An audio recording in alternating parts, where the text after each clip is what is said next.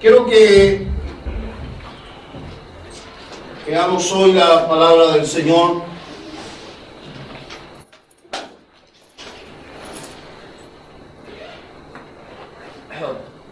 Hemos estado reflexionando, como ustedes saben, hermanos, mi esposa y yo hemos estado pasando ya un largo rato, hermanos, quizás un mes o más, de muchas dificultades, grandes dificultades. La verdad nos han traído mucha angustia, mucha aflicción, mucho dolor, mucha pena, y esto me hizo reflexionar sobre algunos temas de la palabra del Señor. Hace muchos años yo escribí un trabajo mientras ayudaba como pastor asociado de una iglesia en el sector de Ñuñoa. Escribí un trabajo sobre la Carta de Santiago, un estudio a la Carta de Santiago, y en estos momentos de aflicción, de prueba, de dolor, me acordé de ese estudio, lo saqué de entre mis anotaciones y ahí estaba lleno de polvo, un poco olvidado, y volví a revisarlo. Así que en este tiempo de prueba, de dolor, de angustia, porque la verdad han sido momentos muy angustiosos, hasta las lágrimas, hermano, el Señor me ha dado un tiempo para analizar esto de los problemas, las dificultades en la vida de los creyentes, y he preparado una serie de sermones que se llama, dale, ya necesita, serie de sermones, cómo encontrar esperanza y gozo en la dificultad. Quiero predicar algunos sermones acerca de esto. Quiero predicar acerca de las pruebas de la raza. El próximo sermón, o sea, el domingo subsiguiente, porque el siguiente es evangelismo, voy a predicar de eso. Luego voy a predicar acerca de pruebas del pecado. Y luego voy a predicar acerca de pruebas de las expectativas. Cómo a veces nuestras expectativas se convierten también en pruebas para un cristiano. Y el último sermón que voy a predicar de esta serie es pruebas de la fe. Así que quiero animarles a que estemos acá cada domingo para estudiar la palabra del Señor, acercarnos a ella y tratar de comprender qué significa esto de tener pruebas.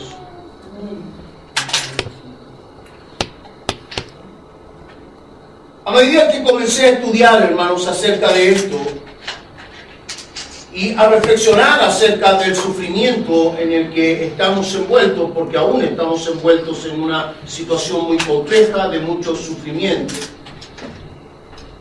comenzaron a surgir algunas preguntas. ¿Solo los cristianos tenemos pruebas? Porque en el mundo evangélico se oye mucho hablar de esto, hermano, estoy probado. Y mire, hace unas semanas atrás, tomando once en la casa con nuestros hijos, con nuestra familia, ¿cierto? Nicolás decía algo que me llamó la atención. Decía él, estoy bien, decía él, en este momento estamos bien, pero siempre estoy pensando en qué minuto viene la prueba. Y es verdad, hermano.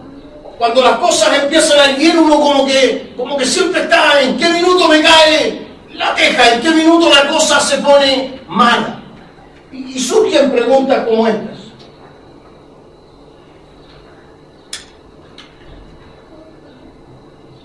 Preguntas como, ¿es Dios el que nos manda las pruebas?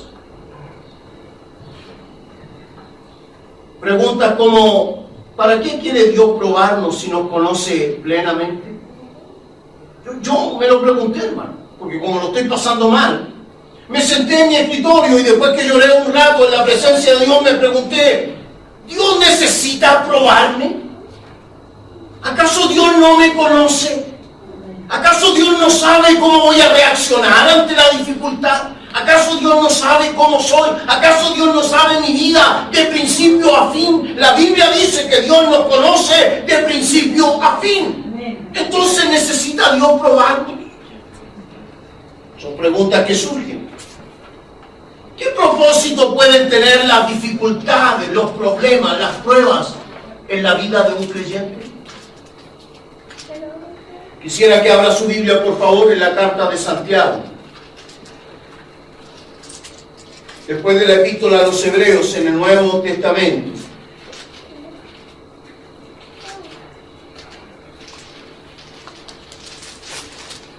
Tesalonicenses, Timoteo, Tito, Hebreos, Santiago. Está casi al final de nuestras Biblias. Epístola de Santiago a los creyentes judíos. Santiago capítulo 1. Yo no sé si usted se había hecho preguntas como estas, pero probablemente ahora han comenzado a surgir. Y más vale que antes que entremos en prueba logremos respondernos estas preguntas. Entonces, Santiago capítulo 1, vamos a leer del verso 2 al verso 4. ¿Todos lo tienen? Amén. Amén. Seguramente, como esta es una iglesia versada, estudiosa de la palabra, deben haber versiones distintas en la congregación, así que usted siga la lectura en silencio y me acompaña, por favor. Hermanos míos, tened por sumo gozo cuando os halléis en diversas pruebas, sabiendo que la prueba de vuestra fe produce paciencia. Mas tenga la paciencia su obra completa para que seáis perfectos y cabales sin que falte cosa alguna. Señor amado, te doy gracias por esta palabra, pero te confieso, Señor, que cada vez que la leo me parece una ironía de parte tuya. Señor, creo que es duro, doloroso, Señor, que cuando estamos mal, tú nos digas que debemos estar gozosos. Señor, de la manera que yo he tratado de entender este texto, a la luz de tu palabra, a la luz de tu mensaje, a la luz de la Biblia, Señor, yo quisiera explicar esta verdad a mis hermanos. Quisiera ser edificante, Señor, esta tarde. Quisiera, Señor, poder bendecir sus vidas con esta palabra. Señor, tú sabes lo que estamos viviendo. Tú sabes lo que mi familia y yo estamos pasando ahora. Señor, quisiera ser objetivo y te pido esta tarde la ayuda de tu Espíritu Santo. Señor, quisiera que tú, por medio de tu Espíritu, pudieras hablar a la vida de mis hermanos, Señor, como has hablado durante estas semanas a mi vida.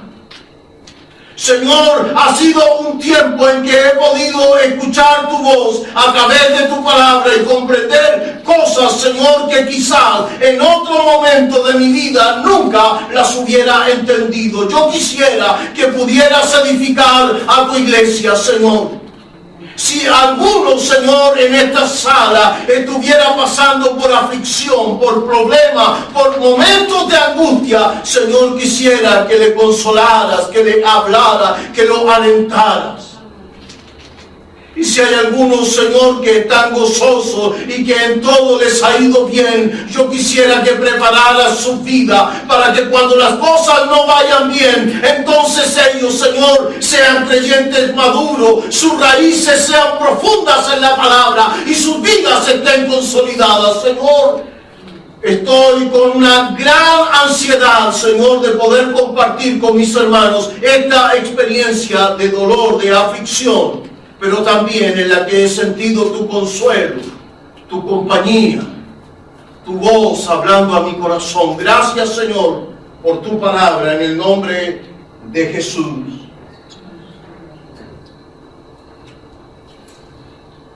Comenzaré diciéndoles que descubrí muchas cosas estudiando y pasando momentos difíciles, hermanos.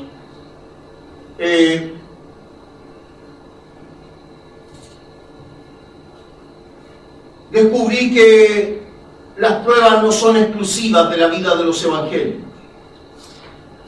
No tenemos la exclusividad. Todo el mundo tiene problemas. Descubrí que hay un efecto psicológico en nosotros cuando ocurren los problemas, que tendemos a pensar que somos los únicos que sufrimos. Pero si no, vea al instructor O'Ryan. ¿Se acuerdan del instructor O'Ryan? La Francesca se acuerda. La pillé. ¿Se acuerdan de ese gallo fornido, boina negra, que preparaba y adiestraba a los del reality? había sido un buzo táctico, un instructor militar. Lleva casi 2 años batallando con un cáncer que está a punto de terminar su vida. Y él dice, lo único que deseo es seguir viviendo porque quiero que mi hijo tenga en el hogar la figura de un padre. Él tiene un pequeño hijo. Los problemas no son exclusivos de la vida de los evangélicos. Y me di cuenta cuando entré a mi oficina pateando el escritorio y diciéndole, Señor, ¿por qué a mí? Yo soy un pastor, yo te sirvo, yo predico tu palabra, he consagrado mi vida, ¿y por qué tengo problemas? Y el Señor comenzó a mostrarme que mi vecino de enfrente también tiene grandes deudas, tiene problemas, no tiene cómo sostener su negocio, y me demostró que el señor del supermercado tiene problemas, y que la señora del almacén tiene problemas, que el instructor O'Ryan tiene problemas, y seguramente que más de alguno en la sala aquí de mis hermanos también tiene problemas. Yo no soy el único que tiene problemas.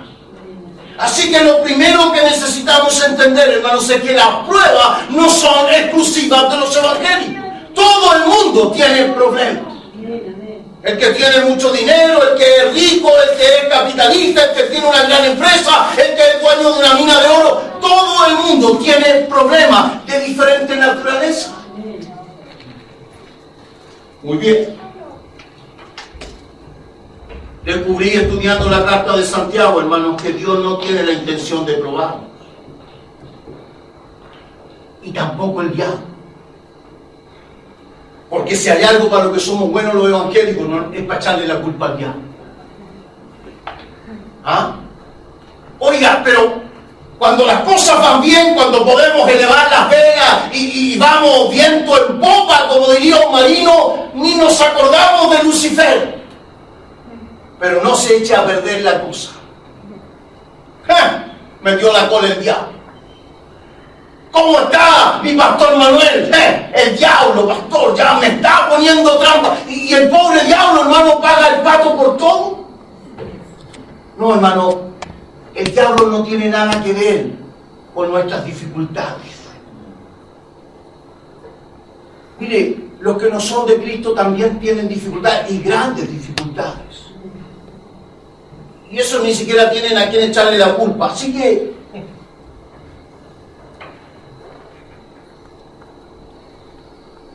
también descubrí, hermano, estudiando la palabra y reflexionando sobre esto, que las dificultades, los problemas o las pruebas, como le llamamos nosotros, en los creyentes, escuche bien, en los creyentes tienen un propósito específico. Esto sí me gustó. Todo el mundo tiene problemas, pero cuando los cristianos tenemos problemas, cuando los hijos de Dios tenemos problemas, esos problemas se convierten en una herramienta, se convierten en una forma en la que Dios quiere obrar poderosamente en nuestra vida. Los problemas en la vida de un creyente tienen un objetivo, un propósito, un plan, una meta para nosotros. Y entonces Santiago comienza diciendo, tened por sumo gozo cuando os halléis en diversas pruebas. Nosotros generalmente, bueno, seguramente la mayoría de las versiones que tienen ustedes se lee tened, por lo menos en la Reina Valera nosotros leemos tened por sumo gozo. Hay algunas otras versiones que pertenecen a una familia de texto que se llama texto crítico. Este comentario lo hago para quienes son estudiosos de la palabra. Las familias de texto crítico usan una traducción generalmente que dice considerar. En el caso de Biblia de Jerusalén, Dios habla hoy, Nácar Colunga, Nueva Versión Internacional y otra, Traducción Viviente y otra, usan considerar, que se acerca un poco más a la palabra griega, porque en realidad Santiago allí usó la palabra egeomai, considerar, juzgarse, analizarse a sí mismo. Dice, analícese, dice el creyente, dice Santiago, el Hijo de Dios, cuando tiene dificultad, lo primero que tiene que hacer es analizarse, considerarse a sí mismo, juzgarse a sí mismo. Aleluya. interesante como nos plantea Santiago.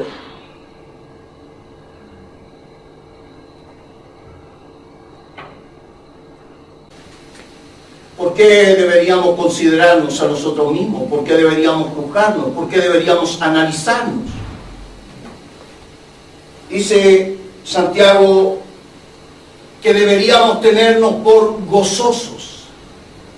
Dice que deberíamos tenernos por afortunados. Pasancharán. Deberíamos tenernos por personas que deberían sentir un gozo perfecto cuando se encuentran en medio de la dificultad. Yo le prometo, hermano, cuando leí esto me pareció que Dios era un poco pesado. Usted comprenderá lo que estamos pasando mal y que Él venga a decirme, tienes que sonreír cuando lo pasas mal, tienes que estar gozoso. Considérate, Francisco, a ti mismo, júzgate a ti mismo, analízate y gózate de estar pasando por una dificultad. ¿Cuántos aquí en esta sala han pasado dificultades? Pensé que solo iban a levantarse 2 o 3 manos. Es que todo el mundo ha tenido problemas. Es que todos alguna vez hemos pasado por algo grave. Es que todos alguna vez hemos pasado por momentos dolorosos. Entonces Santiago nos dice que debemos gozarnos, que debemos sentirnos dichosos. Y aquí viene la prueba, hermanos, de por qué las dificultades y los problemas son para todo el mundo. Fíjense de la forma en que dice Santiago. Dice, porque todos nosotros somos envueltos, atrapados, caemos en diferentes pruebas. Peripipto. Ser atrapado, ser envuelto, ser alcanzado por una dificultad. Hermano mío, los problemas y las dificultades, y esto es algo que los creyentes debemos aprender y madurar en nuestra vida, son propias de la vida en la que vivimos.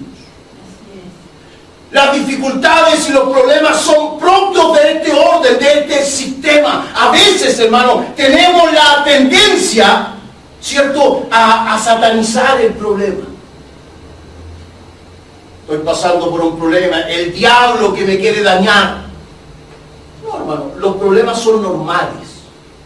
Los problemas son propios de un orden caído. Los problemas son propios de una situación, de un estado de cosas en la que vivimos, que es un estado de cosas, un mundo caído en pecado. Por lo tanto, la dificultad es propia de la vida humana, no es especial.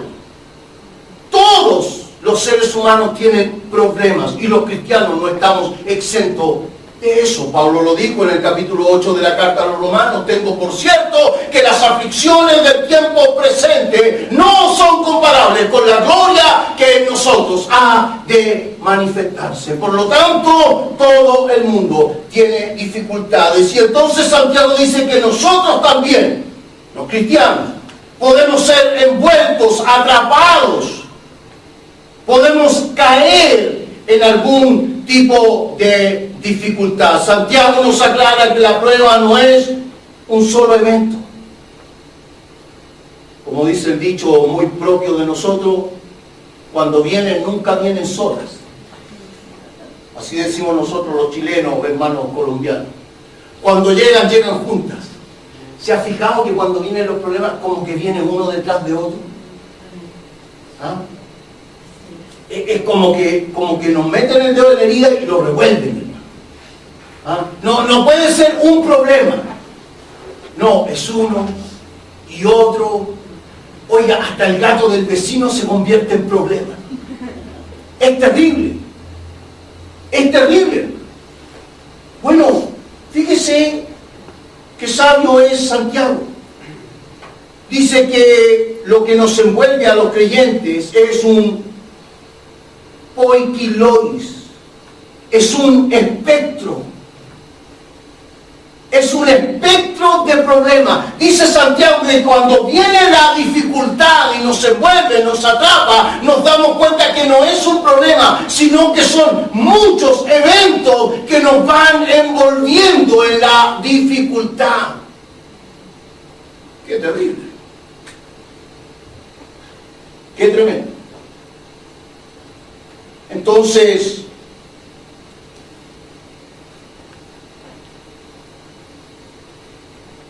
¿por qué los problemas? ¿Qué son los problemas? ¿Cómo debería un creyente considerar los problemas?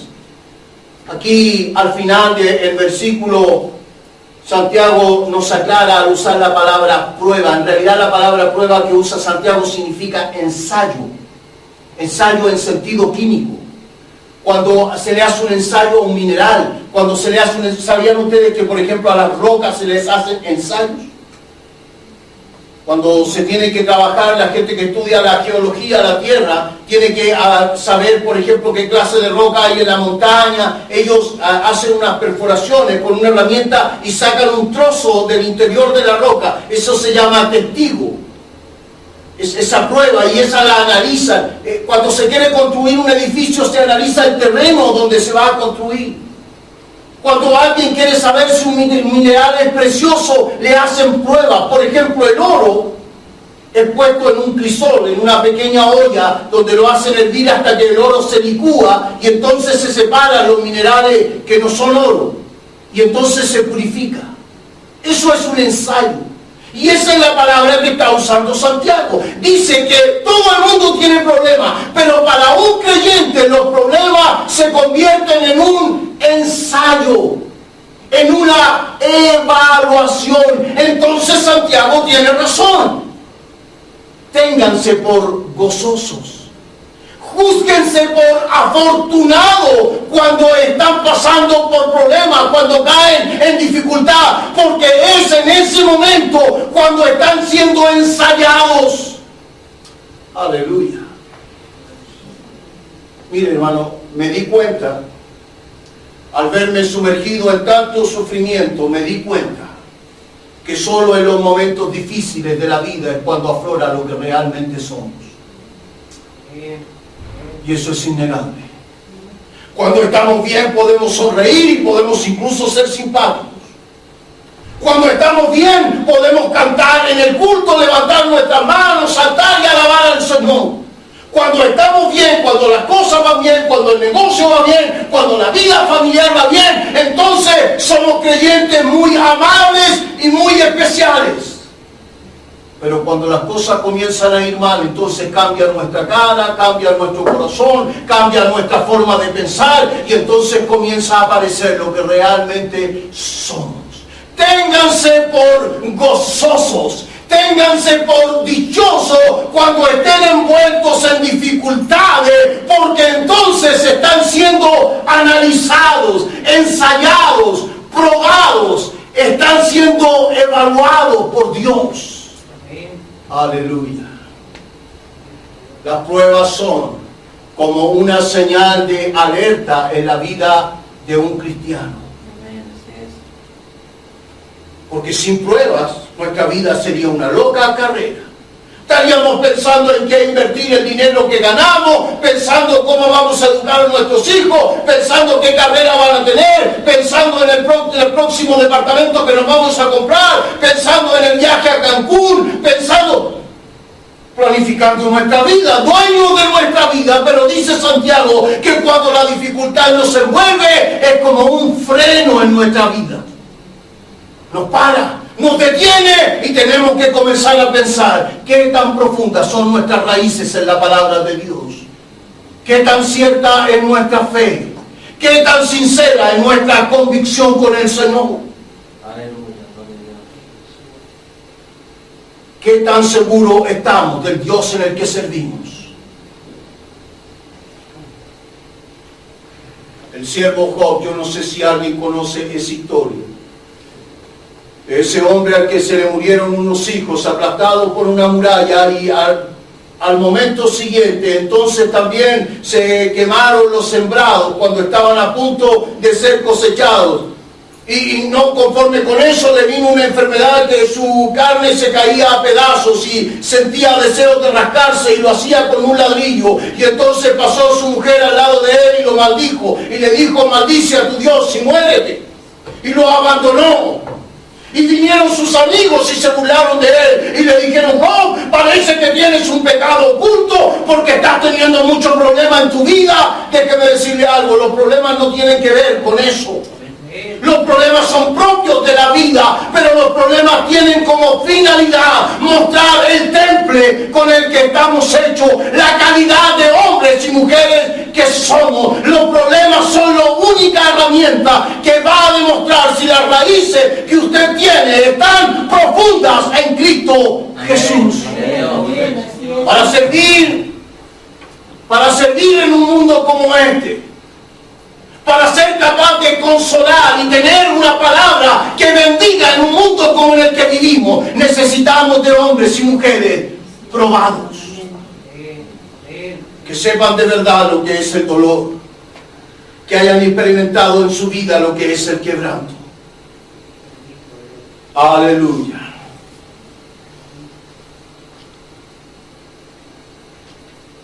Todo lo que podemos decir de las pruebas es que nos decepcionan, nos desalientan, nos humillan, nos incomodan, nos lastiman y abaten el alma. ¿Le ha pasado? ¿Le ha pasado que cuando lo está pasando mal parece que hasta cuando nos regalan algo nos están humillando? ¿Qué pensarán los hermanos de la iglesia? Mire, me regalaron una bolsa de mercadería. Me da hasta vergüenza. Me compartieron una ofrenda. ¡Qué lata! ¿Por qué tengo que estar pasando esto? ¿Le ha pasado? Es en esos momentos que se revela lo que usted y yo realmente somos. Son los momentos de prueba que revelan nuestros intereses personales. ¿Estamos orientados para servir al Señor? ¿Nuestras vidas están orientadas para honrar a Dios? ¿Nuestras inversiones están orientadas para bendecir la obra del Señor? ¿Nuestra vida de servicio, nuestro tiempo está orientado para honrar al Señor? Revelan lo que verdaderamente estamos viviendo como cristianos. Sí, felices, manitos en el culto, ¡ay, gloria! Se saltan, gritan, alaban, cantan, hermanos que no dejan ni escuchar. Son, pero tremendo. Pero cuando viene la prueba, ¿cómo está ahí, por Pablo? Aquí parece que el Señor ya no me oye. Probados. ¿Qué pasa, hermano? ¿Te he echado de menos en el culto? No, pastor, es que tengo puros problemas. Parece que servir al Señor es peor. Probados. ¿Dónde están nuestros intereses? Revelan verdaderamente si estamos viviendo como cristianos. Sí, hermano. Los problemas que para todo el mundo pueden ser normales, para nosotros se convierten en un instrumento que revelan realmente si nuestra vida está consolidada en Cristo. Porque es fácil decir que creemos en Cristo cuando las cosas van bien. Lo difícil es decir que creemos en Cristo cuando las cosas van mal. Cuando algo ha fallado. Cuando algo no salió como esperábamos.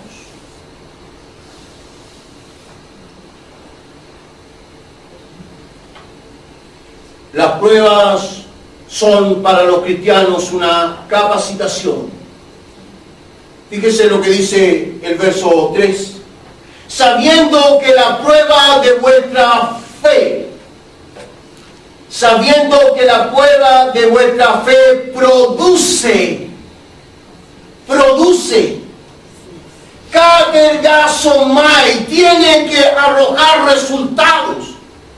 Santiago dice que la prueba en un cristiano tiene que finalmente arrojar fruto, tiene que crear, tiene que producir, tiene que sacar a la luz algo. Entonces, Santiago nos está diciendo que la prueba de nuestra fe tiene que producir, hacer, obrar, crear, generar. ¿Qué es lo que va a generar la prueba de nuestra fe?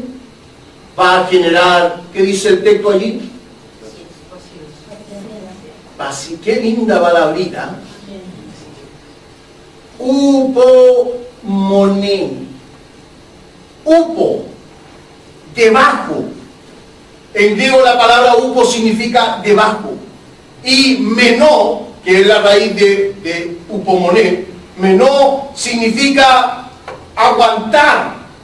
Entonces esta es una palabra compuesta que significa aguantar debajo. La idea de Santiago es que la prueba se convierte en una pesada carga que se pone sobre nosotros, y dice que la prueba de nuestra fe en nosotros tiene que producir aguante, no resignación, no conformismo, sino resistencia. La palabra usada aquí por Santiago es una palabra que se usa en los deportes extremos. Resistencia. Me llamó profundamente la atención cuando entrevistaron a un gran deportista, a un atleta que había sido muchas veces campeón de lo que son estas carreras que hacen en los Olímpicos. Y le preguntaron acerca de una mujer que, no sé si ustedes la vieron, que es de la misma nacionalidad de Usain Bolt. Una mujer que trató de llegar a la meta y no pudo, y cayó desplomada en la pista, y trataba de levantarse y se le doblaban sus piernas, y trataba de avanzar y no podía, hasta que ya no pudo más y su cuerpo, temblando entero, se desplomó. Le preguntaban a este hombre que había sido campeón, ¿qué es lo que pasa en la mente de un deportista cuando ocurre eso? Y él lo explicó de la siguiente manera, dijo: ese es el muro. Y el periodista le dice: ¿un muro? Sí, dice, cuando un atleta llega a ese punto, entonces siente en su mente que delante de él se ha puesto un gran muro y que no lo puede derribar. Cuando llega una persona a ese estado, dijo, probablemente no pueda seguir compitiendo. Santiago está diciendo que las pruebas son como ese gran muro sobre nosotros, pero que nosotros tenemos que ser capaces de resistir y tratar de avanzar y tratar de seguir y tratar de seguir. Gloria a Dios. Aleluya. Irá andando y llorando el que lleva la preciosa simiente. Amén. Aleluya. Mas volverá a venir con regocijo, trayendo sus gavillas. Aleluya. Cuando Pablo escribe su carta a los Corintios, dice: he estado náufrago, he sido preso, he sido azotado, he sido golpeado con vara, he pasado hambre, he estado a punto de ser devorado por fiera, fui mordido por una serpiente, fui golpeado, fui amenazado por mis propios hermanos, estuve en alta mar, me tuvieron que descolgar para poder arrancar de mis enemigos. Vuelo a muerte, dijo Pablo, por causa de vosotros. Upomoné. Cuando la prueba atenta contra nuestra vida, el llamado de su palabra es a resistir y avanzar. Resistir y avanzar. Aleluya. Gloria al Señor. Las pruebas finalmente son nuestras mejores credenciales. Santiago nos dice que esta capacidad de resistir en medio de la dificultad será finalmente una consolidación, una aprobación para nuestra vida cristiana. Dice que nosotros tenemos que resistir, porque si resistimos, como dice el verso 4,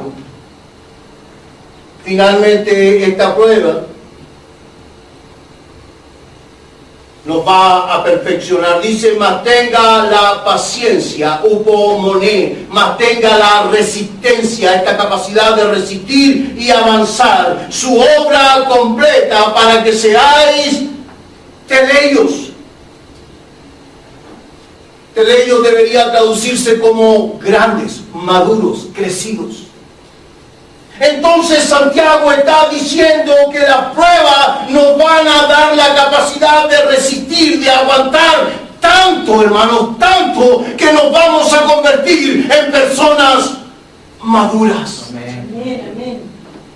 Maduras, pero no solo maduras.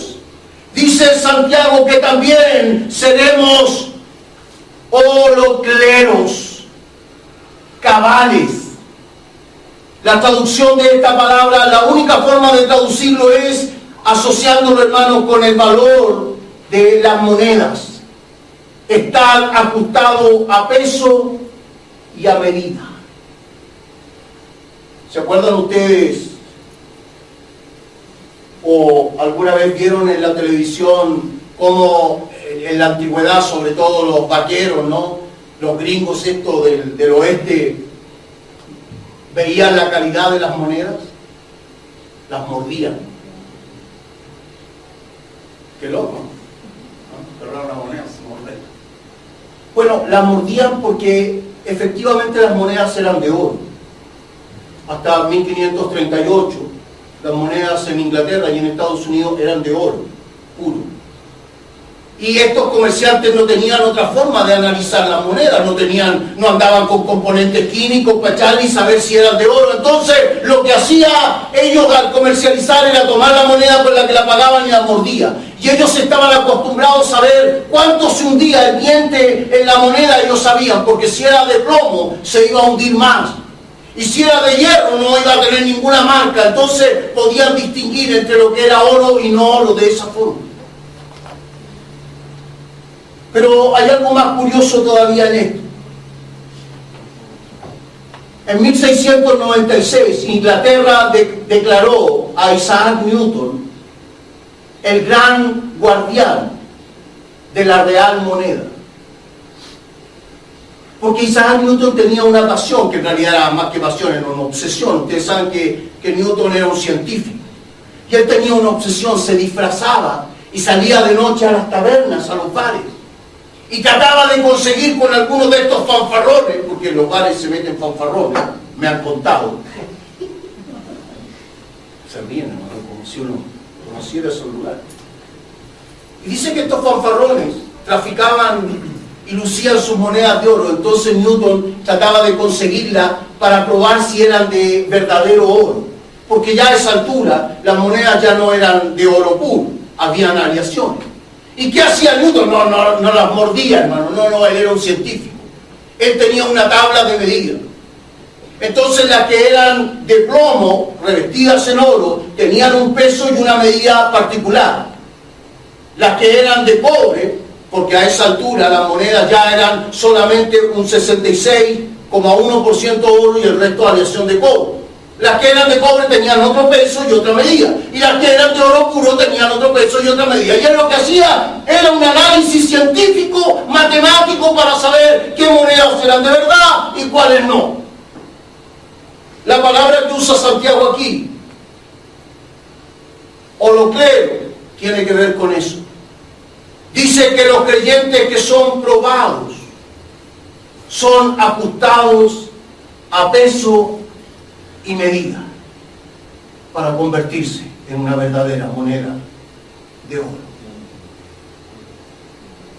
Amado hermano en el Señor, las únicas credenciales que pueden servirle a un creyente, las únicas credenciales que podemos tener, hermanos, para ser realmente efectivos como iglesia, para ser creyentes que bendigan a otros, hermanos. Mire, yo no sé qué personas van a llegar a nuestra congregación. Yo no sé qué familias van a venir a nuestra iglesia. Yo no sé qué clases de jóvenes, qué clases de señoritas, qué clases de personas, qué situaciones pueden haber vivido o estar viviendo en sus vidas. Pero lo único que a nosotros nos va a hacer verdaderos ministros, verdaderas personas que tengan una palabra que bendiga la vida de estas personas, es que estemos ajustados a peso y medida. Lo único que nos va a capacitar, lo único que se puede convertir en una verdadera credencial para un hijo de Dios es haber sido sido probado como oro en el crisol. Las pruebas tienen una finalidad positiva en nuestras vidas.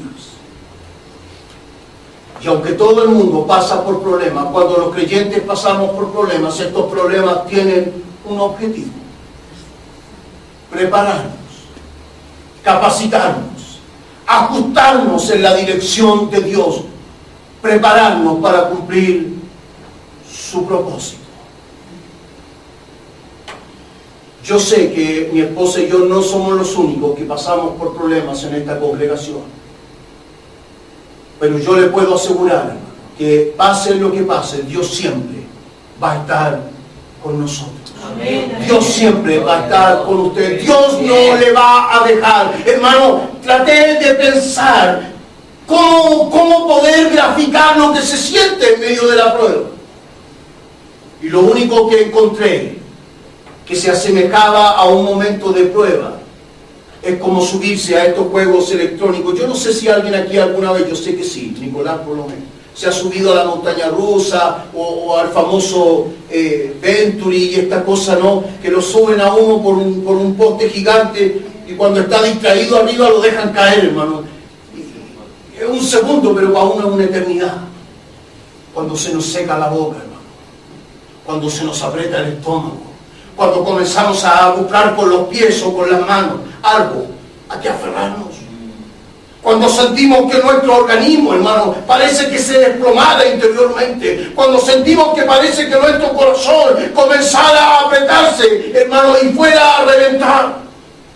Las pruebas son algo, hermano, que produce en nosotros tanto dolor, tanta amargura, tanta decepción. Sentimos esa sensación de fracaso, hermano. La prueba es algo que nos nubla la vista, que parece que miramos a nuestro alrededor y todo es gris y nunca vamos a encontrar la salida. La prueba es algo terrible. Pero yo le puedo garantizar que Dios estará allí. Soy un hombre al cual ha sido probado una y otra vez en mi vida. A lo largo de mi vida y a través de todo mi ministerio he pasado por tantas dificultades como usted no se imagina. Pero en todas ellas Dios ha estado allí. Dios ha abierto una puerta. Dios ha bendecido. Dios ha provisto. Dios ha ayudado. Dios no ha fallado. Gloria a Dios. Quiero animarte. Si lo estás pasando mal, si estás teniendo un momento difícil, yo te puedo asegurar, Dios te va a sacar con victoria. Amén. Amén, amén, así es, Señor. Y entonces verás que eres un creyente más crecido, más maduro, más grande. Y que estás listo, hermano. Estás listo para esperar la próxima tormenta. Sí, así es. Cierra tus ojos un momento. Amado Señor, tú eres Dios bueno. Tú eres Dios bueno, Señor.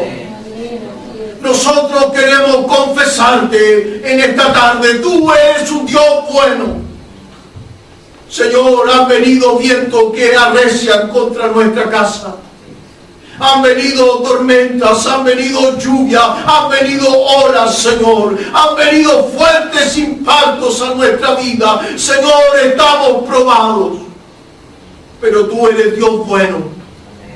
De seguro, Señor, de seguro, cuando hayamos pasado el momento difícil, entonces podremos mirar atrás y decir, Dios nos ha librado. Señor amado, quiero pedir esta tarde que pueda fortalecer la vida de mi esposa, Señor. Amén. Gloria a Dios. Fortalece la vida de mi esposa, Señor. Tú sabes lo que ha sentido, tú sabes lo que ha vivido, tú sabes lo que ha pasado, tú sabes, Señor, lo que ha habido en su corazón. Dios, fortalécele esta tarde. Si alguien más en esta congregación estuviera pasando un mal momento, Señor, levántalo, alivialo, Amén. fortalécelo, Amén. Señor, hazlo Gloria a crecer. Dios, sí, Señor. Bendice a tus hijos, Señor. Amén, amén. Te doy muchas gracias, porque de seguro cuando hayamos atravesado este mal momento, estaremos más preparados, Señor, para ser mejores ministros. Gracias, Señor.